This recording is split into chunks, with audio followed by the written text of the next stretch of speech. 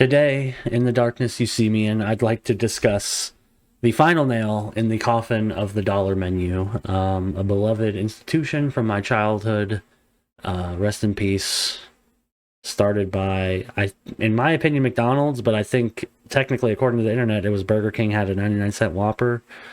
But we all know that it was McDonald's that really made the dollar menu a thing, and that was fast food for my childhood. Essentially, was very focused on the dollar menu, which transitioned to the value menu, which is now transitioning, according to Taco Bell, into the $3 or less value menu, which is very funny and very similar to McDonald's 1, 2, 3 value menu, which is completely worthless and just includes items that happen to be under $3, but they're not a value or anything. They're not actually value priced.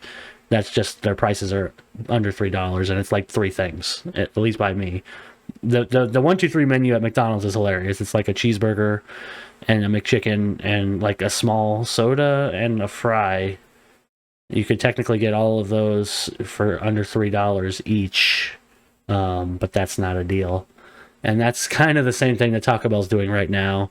Taco Bell, my favorite. I love Taco Bell. I feel like they are really one of the ones that COVID hit in a way that I hate, because it transformed them greatly, in my opinion, into a worse company by a mile. And me complaining about it, unfortunately, won't do anything, but hopefully, maybe if other people complain, they'll listen. But fast food, before we get started, fast food criticism is not really a thing. And fast food fans and reviewers are 95% complete shills. That's just the way it is. That's the reason I started this channel in the first place, was to kind of review fast food items that I wanted to know about. And every review I would look at on YouTube, I'm in the community looking at food reviews, 5 or 6 different people reviewing the same sandwich, and it boils down to they taste it, they roll up, they order it, they taste it, and then it's great, or it's good, or it's pretty good, or it's amazing. It's good. It's never anything less than good, because they're not in it to really criticize. They just are fans of the brands in a way that really makes it problematic, honestly, that they consider themselves reviewers, not mentioning anybody specifically. And honestly, it's not really problematic on their part. It's just the way the world is with the influencer economy, or whatever you want to call it. It's blurred the lines in some really bad ways, especially, I think, when it comes to fast food. The built-in reporting on fast food is completely just owned by the fast food companies. There's no barrier, there's no layer, there's nothing at all, really, between fast food blogs and fast food YouTubers and the companies themselves. There's just nothing in between. There's no real editorial room there, so it's really hard to trust. You just have to really trust somebody's word, essentially, if they say that they're not influenced. But none of them say that. They're just, average people living their lives, reviewing the food. I don't think many of them even really think about it that deeply. They're just trying to make content that people want to watch, and people want to watch people be happy. Which is understandable. Most people don't want to watch me talk because I'm annoying and negative most of the time. Maybe there are a few people that like it, and that's why I continue to do videos. But it really does seem, for the most part, that's not what people want. People don't want criticism in this space at all, in the fast food space. They just want comfort food, essentially, in the form of YouTube viewing, as well as, the food itself. The only place you really see much criticism is on Reddit, which we're looking at right now, which I'll get to eventually. Occasionally you see people in the comments complain, usually about price, but that's it. Like, most places you'll just see maybe 1 or 2 comments on a news story that says something about price, maybe, but for the most part, nobody really cares because the prices of fast food just don't seem very important to most people. And honestly, that's a good thing. It really shouldn't be. It shouldn't be that important to me, probably, but I guess everybody, the world needs somebody in every space, I guess. So I might as well focus on annoying fast food pricing, I guess. Why not? Why not focus down on something? Because I do find it interesting. I assume most people don't, but I do. And I really hate what I've seen with Taco Bell over the last few years. I mean, it's simple. They just remove items people like, and then they bait them as coming back to, create fake hype. And then on top of that, they come back at a more expensive price every time they come back. And it's just a cyclical cycle, same as the McRib. Basically, they copied the McRib, but now they're doing it for multiple things and multiple beloved items that they've done it to, that they're just screwing around with for no reason. Things like the double-decker taco, which you should be able to just order right now because they have all the ingredients, but they're just, denying it for no reason. There's no reason to take it off the menu, except to create that FOMO so that next year when they release it, or 2 years from now when they bring it back, people will go order it, even though you should have been able to order it the whole time because they have all the ingredients available, and it's very easy to put together. So, there's really no argument on their front. Maybe they'll say training, but there's not much. It takes 10 seconds to train somebody to make a double-decker taco, I would assume. It's not like it's some hard menu item that somebody has to learn to put together, or something complicated. They just make a taco and then they put some beans on a flour tortilla and wrap the taco in it. That's it. But you can't have that. You have to either hope that the person at Taco Bell you order from is like, cool, I'll do that for you custom, or just order the ingredients separately and do it yourself for a lot more money, which is stupid. So overall, bad situation. Everything at Taco Bell I'm really annoyed by. Let's get down to the actual prices, though. This is essentially information on their upcoming January 11th menu switch. This is when they're switching their experiences again, and they're changing... They're changing the Cravings Value menu into the under $3 Cravings Value menu. This information is from Reddit. It's from Living Moss, which is not an official Taco Bell Reddit. The actual Taco Bell Reddit is Taco Bell, but there was a bunch of drama years ago. Anyways, Living Moss is really the place to go for Taco Bell news, and we have this kind of insider information here about what is coming up. We're going to have 4 existing items and 6 new ones, and all items should be under $3. 4 items around $2. 4 items $2.19 to $2.49, and 2 items at the higher end. As he says here, the main 3 items have national pricing recommendations of these. Now, here's the interesting thing, and this is why I said it's the death knell of the dollar menu, and it really does depend on where you live, because for a lot of you, you're probably wondering what I'm talking about because you've never had a thing for $1 at Taco Bell in the last few years because the prices are a lot higher than that. But where I live in Texas, there are still things that are $1 on the menu, which will not be anymore, sadly. And we still have a $7.25 minimum wage, and people who work at the Taco Bells around here get paid like 8 something, which is insane. So, fuck them. But here's the prices of what is going to happen down the line.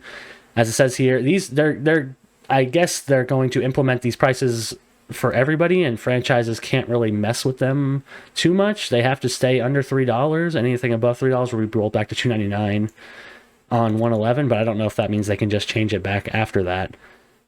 So cheesy roll-ups right now are still $1, but they won't be very long. These are the prices they're going to recommend, as it says right here, a gradual increase before raising to the actual national recommendation down here. So these items are still $1 by me. The cheesy roll-up, the cheesy bean and rice, cinnamon twists, maybe $1. I've never bought them.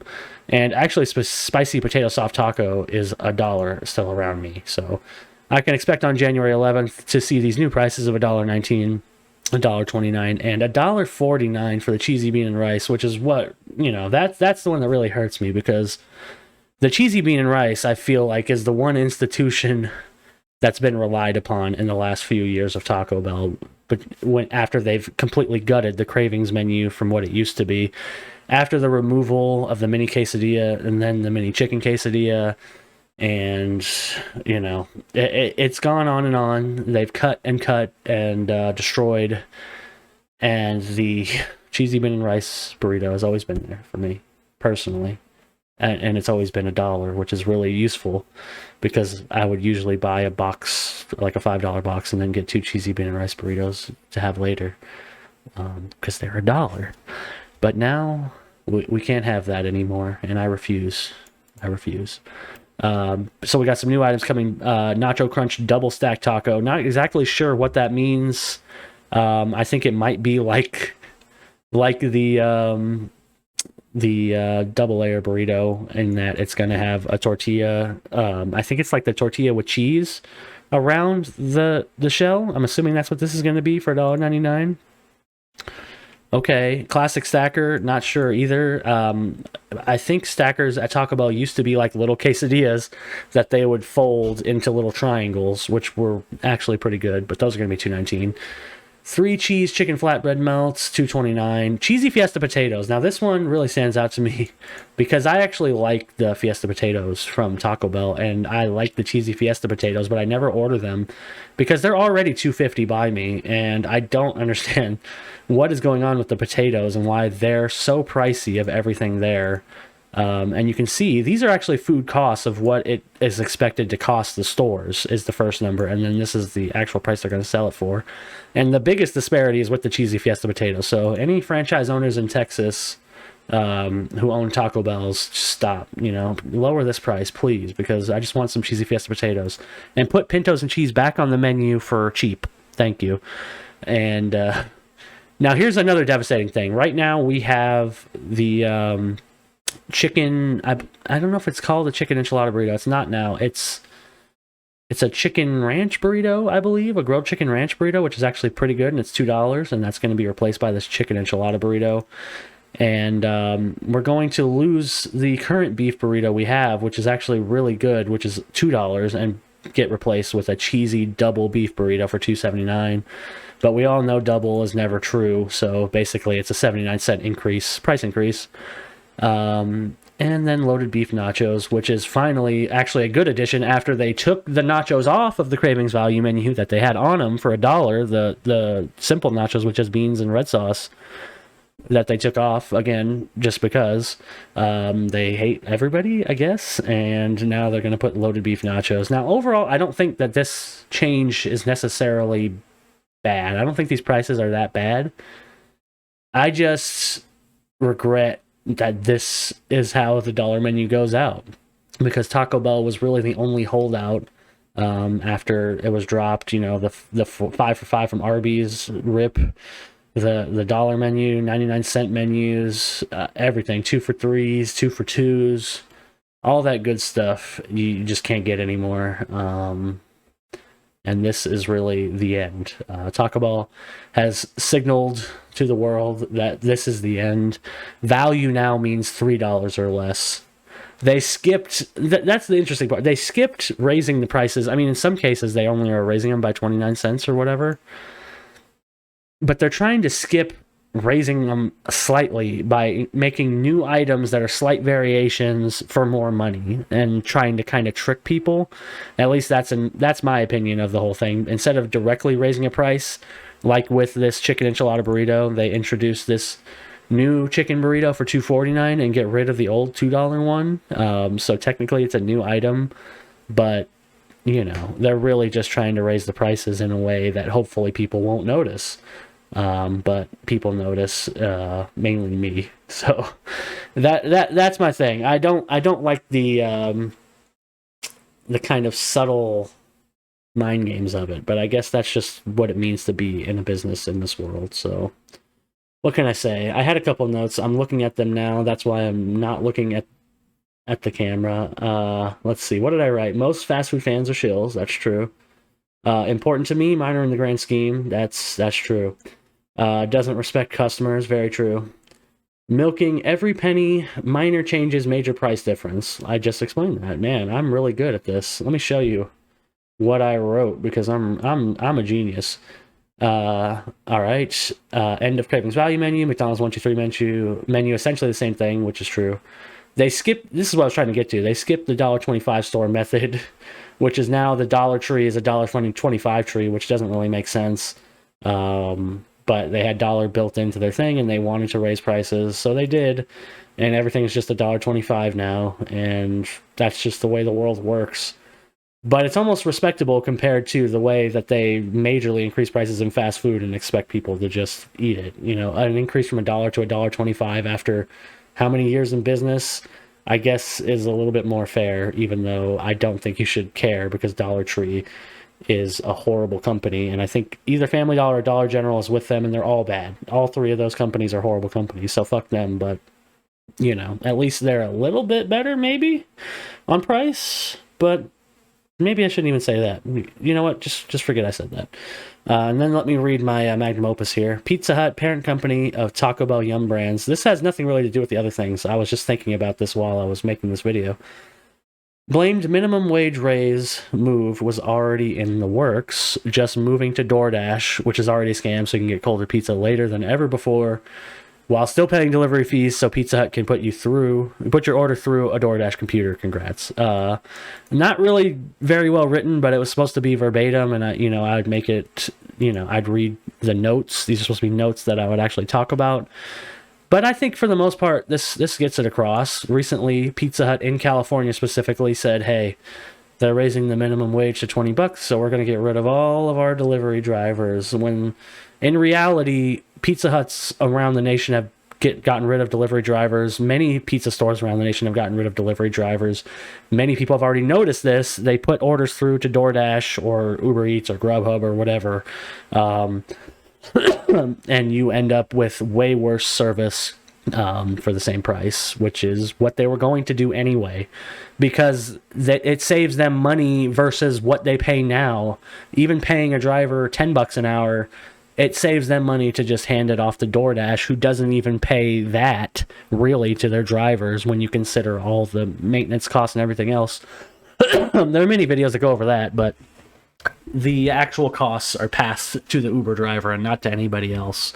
So that's nice. I guess Pizza Hut, along with all those other chains that employ drivers, can feel good about that move, and then feel really good about shifting the blame to something that really has no relation, which is nice.